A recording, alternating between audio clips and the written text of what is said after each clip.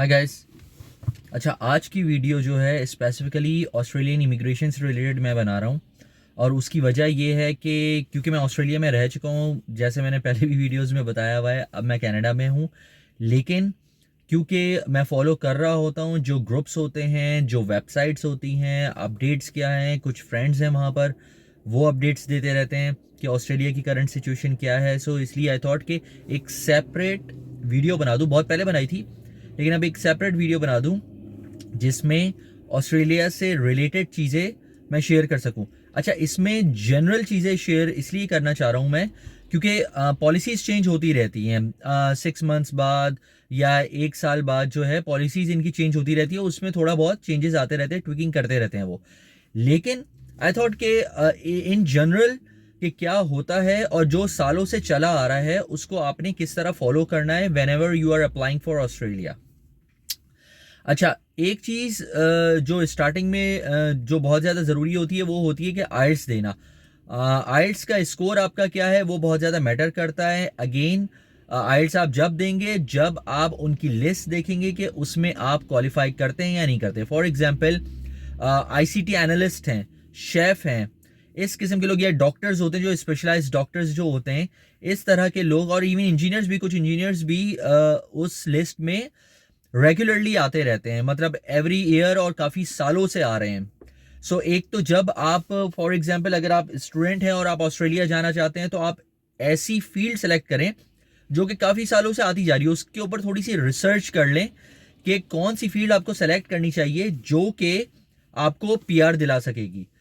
अब इसमें एक और चैलेंज ये है कि फॉर एग्जांपल आपने कोई ऐसी फील्ड सेलेक्ट कर ली जो कि काफ़ी सालों से आ रही है, लेकिन जब आपने कंप्लीट की वो डिग्री तो वो ऑप्शन ही अवेलेबल नहीं है। ऐसा बहुत से लोगों के साथ हुआ था जिन्होंने 2016-17 में अकाउंटिंग में वो गए थे, उस वक्त अकाउंटिंग के पॉइंट्स कम थे। उसके बाद से जब अकाउंटिंग के पॉइंट्स बढ़े हैं तो फिर लोगों को काफ़ी ज़्यादा प्रॉब्लम होना शुरू हो गई थी। तो इसी तरह ये लक की भी बात होती है। इसी तरह जो लोग स्टूडेंट पे नहीं डायरेक्टली पीआर पे जाना चाह रहे तो ऑब्वियसली उनको आइल्स देना जरूरी है। उनको डिग्री की जिस तरह असेसमेंट होती है, यानी कि इक्वलेंसी आपको लेना जरूरी है। ऑस्ट्रेलिया का थोड़ा क्राइटेरिया अलग है। क्राइटेरिया उनका ये होता है कि वो ये देखते हैं कि आपने किस फील्ड में जॉब की हुई है, कि आपने 3 साल 5 साल, डिपेंड करता है कि आपकी कौन सी फील्ड है। उसके लिहाज से वो आपको एक काइंड ऑफ इक्वलेंसी दे देते हैं कि हाँ जी, इसकी 5 साल की जो एक्सपीरियंस है वो इक्वलेंट टू एक्स कैटेगरी है। एक्स कैटेगरी कोई भी हो सकती है, आईटी की हो सकती है। अगर आपने फॉर एग्जांपल बीकॉम किया हुआ है लेकिन आपने 5 साल आईटी में जॉब की हुई है तो वो आपको इक्वलेंसी दे सकते हैं कि इक्वलेंट टू बैचलर्स है, क्योंकि इसने 5 साल आईटी में जॉब की हुई है। सिमिलरली और भी फील्ड्स का भी होता है, कुछ में 3 साल होता है, कुछ में 5 साल होता है। डिपेंड करता है कि आपकी अपनी फील्ड क्या है। सो homeaffairs.gov.au करके इनकी वेबसाइट है।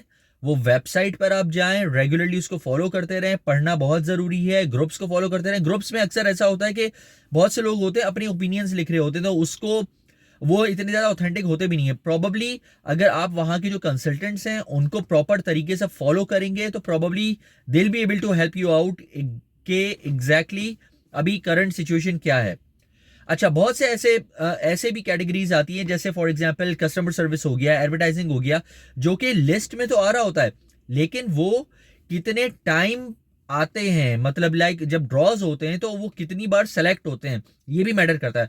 तो अगर साल में एक दफा वो सेलेक्ट कर रहे हैं और 200-300 लोगों को सेलेक्ट कर रहे हैं तो उसका तो मेरा ख्याल से इतनी इंपॉर्टेंस भी नहीं है, उसमें तो आप क्वालिफाई नहीं कर पाएंगे बिकॉज पूरी दुनिया के लोग होते हैं।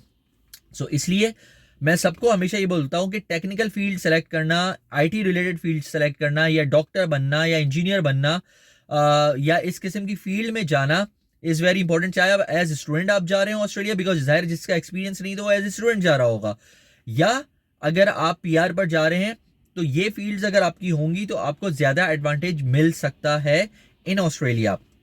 अच्छा, अब वीज़ा कैटेगरीज की बात कर लेते हैं।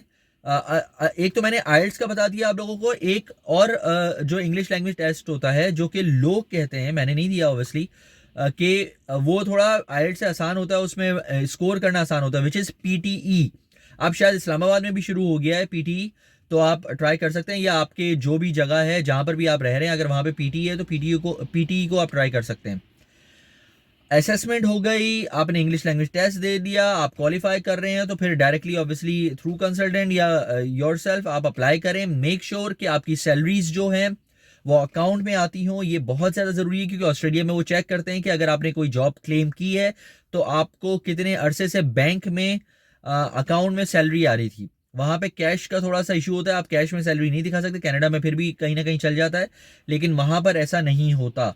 तो इसलिए you have to make sure कि आपके अकाउंट में सैलरी आ रही हो और बाकी सारी जो मैंने चीज़ें बताई हैं वो हो।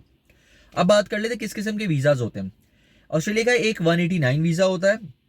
189 वीज़ा जो होता है वो फेडरल वीज़ा होता है। जिस तरह जो कनाडा के लिए अप्लाई कर रहे हैं उनको पता है एक्सप्रेस एंट्री जो वीज़ा होता है, इसी तरह का ऑस्ट्रेलिया का 189 वीज़ा होता है। यानी कि अगर आप उसमें क्वालिफाई कर गए तो आप ऑस्ट्रेलिया में कहीं भी रह सकते हैं, कहीं भी जा सकते हैं। इसी तरह वहां पर जो है 190 वीजा होता है। 190 वीजा स्टेट स्पॉन्सरशिप वीजा होता है। यहाँ पे कनाडा में प्रोविंसेस बोलते हैं, वहां पर ऑस्ट्रेलिया में स्टेट्स बोलते हैं। स्टेट स्पॉन्सरशिप वीजा ये होता है कि अगर आपको वहां के जो भी प्रोविंस है, जो भी स्टेट है, उसने आपको नॉमिनेट कर लिया कि यार ये बंदा मुझे चाहिए, ऑब्वियसली आपको उसी तरह अप्लाई करना पड़ता है जिस तरह आप कनाडा में अप्लाई करते हैं या दुनिया में कहीं और अप्लाई करते हैं। सो वो उन्होंने अगर आपको उस कैटेगरी से सेलेक्ट कर लिया तो आप फिर क्वालिफाई कर जाएंगे।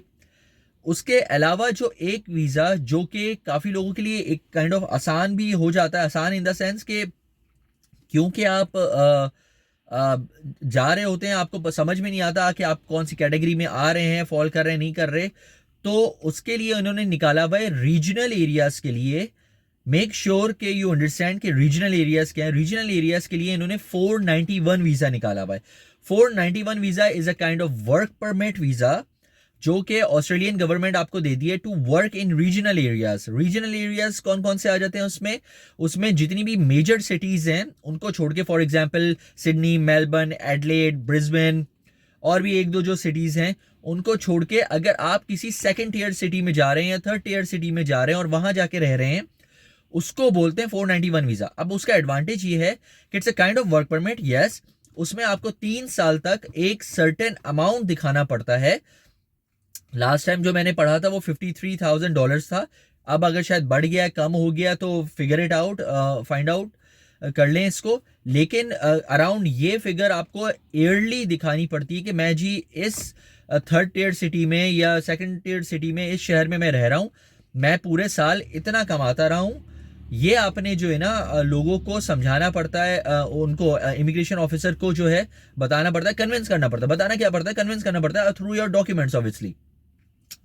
सो ये एक वीजा होता है। जब इसमें आप 3 साल वहां पे गुजार लेते हैं और वो देखते हैं कि हाँ जी आपने जो है, जो उनकी रिक्वायरमेंट्स थी वो आपने पूरी कर ली हैं, तो फिर वो आपको 491 वीजा के बदले में पीआर दे देते हैं। और जो 3 साल जो आपने वर्क किया होता है उसको पीआर के जो ईयर्स होते हैं उसमें शामिल कर लेते हैं। यानी कि ऑस्ट्रेलिया में 5 साल में आपको सिटीजनशिप मिलती है, तो 3 साल शामिल कर लेंगे, 2 साल आप और रहेंगे पीआर पर, तो आपको ऑस्ट्रेलियन पासपोर्ट मिल जाएगा।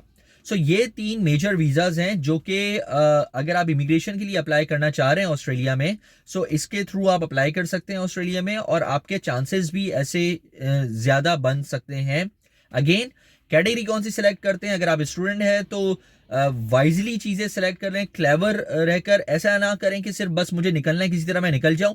हाँ, ये भी हो सकता है कि अगर आप एज ए स्टूडेंट जा रहे हैं, आपने बिजनेस सेलेक्ट कर लिया, तो वहां जाके आप अपनी फील्ड चेंज भी करवा सकते हैं, वो भी पॉसिबल है। वो फिर किसी और वीडियो में फिर बताएंगे। Thank you very much for watching the video.